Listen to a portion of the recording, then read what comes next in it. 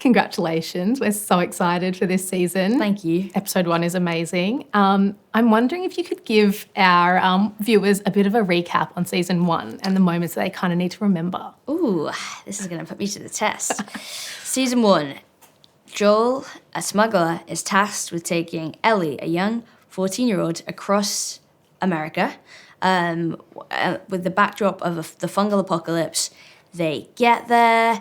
They get to this hospital because Ellie's immune to this virus, this fungal virus, and Joel basically ends up killing everyone in the hospital to save Ellie because the procedure was going to kill Ellie, and then he lies to Ellie at the end of season 1.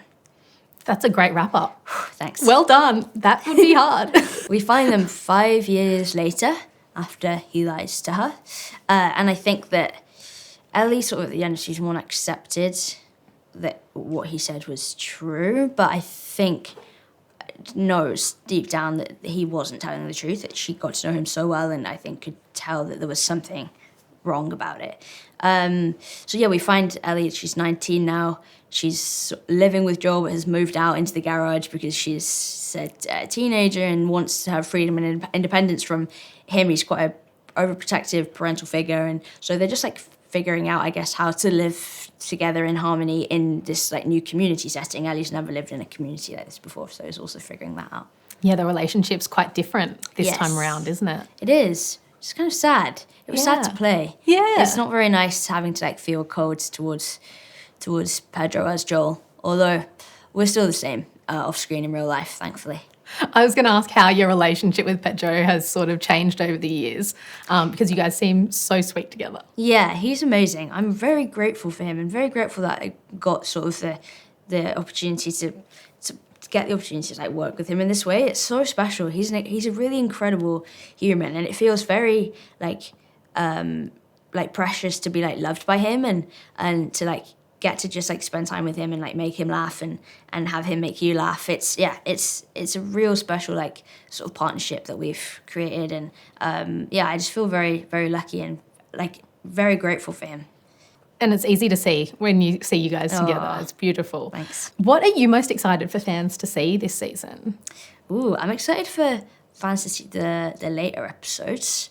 Those are some of my favourite ones to film. Like right at the end of filming, I was absolutely exhausted, but like especially episode 6 and 7, they're sort of like the opposites of each other. So I'm excited for people to see those.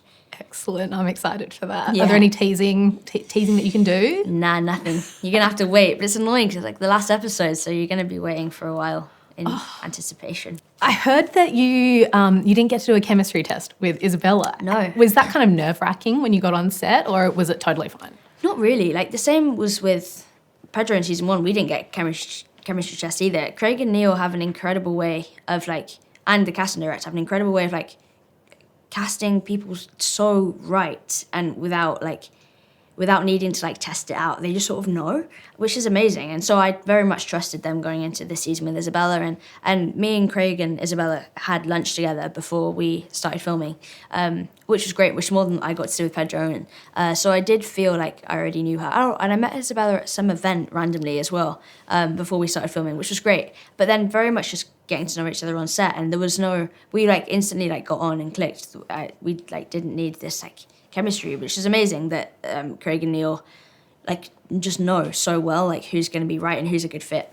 I heard that they're very good at just sussing the vibe of people. Yes, they do cast on like not only are you a great actor and like good for the role, but also are you a nice person. Like they literally ring up and get like references for all the actors that like join the show to check that like they're nice people to work with. So which is great because it means we have a cast full of people who are like really genuinely care about the work and have like a great attitude around it. Especially when you're spending so long together. Yeah, it's exactly. great that you all love each other. Yeah, exactly. It helps. How does Dina change Ellie, would you say? Ooh, Dina softens Ellie in the way that Ellie softened Joel in season 1.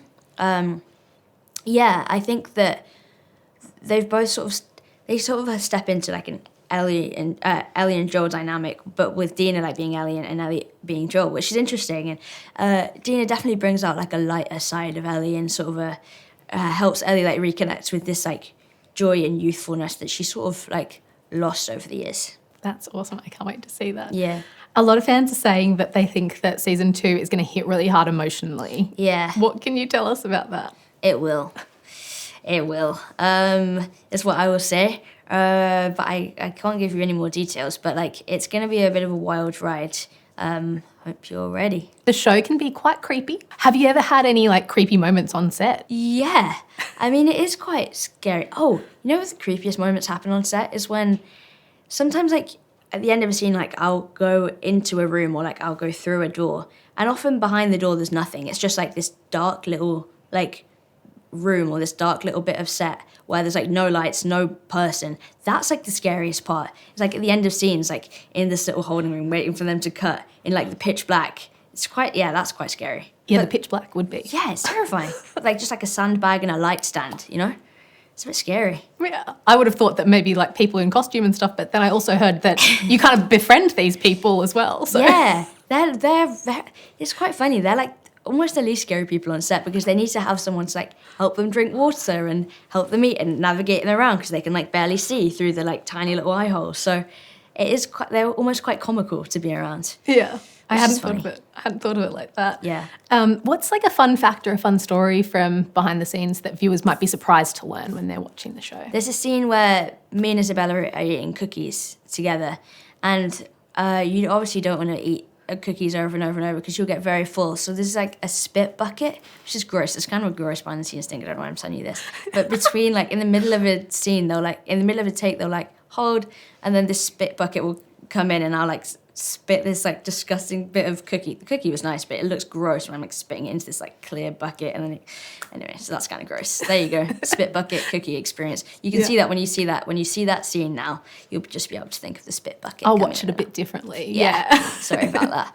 What about a favourite on-set memory? Not the spit bucket. Not the spit bucket. So, yeah. Lots of the horse riding stuff. I loved all of that, and those were sort of some of the best days were spent on a horse in like a woods in BC. Those are probably my favourite memories. Is there a lot of training that you need to do for this show? Yeah, I trained for a couple of months beforehand in like jiu-jitsu and like combat training, weapons training, and a bit of horse riding too. But I'd sort of done a lot of that for season 1, but there was more in season 2. So yeah, there is training, but I really enjoy that side of it. I like getting to learn new things. People shouldn't cross you now. No, I can take you down. That's what jiu-jitsu is good for, right? Exactly. You don't have to be big and like burly. You can be Yeah. like little and fierce. Yeah, totally. Do you have any favourite Easter eggs hidden within the show from like for fans of the game? Ooh, yes, there definitely are some. There's a lot of things actually in the first episode that I'm watching, and I know like how that thing relates to something else later. So yeah, there's a few things in the first episode. I think a show like The Last of Us is a really good one to like rewatch because there's so many details that you'd like miss on the first watch, and you watch it again, you're like, whoa, that links to that, and yeah, there are plenty. Amazing. We'll be on the lookout. Yeah. Thank you so much for your time. Thank you. Congratulations again. Thank you so much. Can't wait to see the rest of it.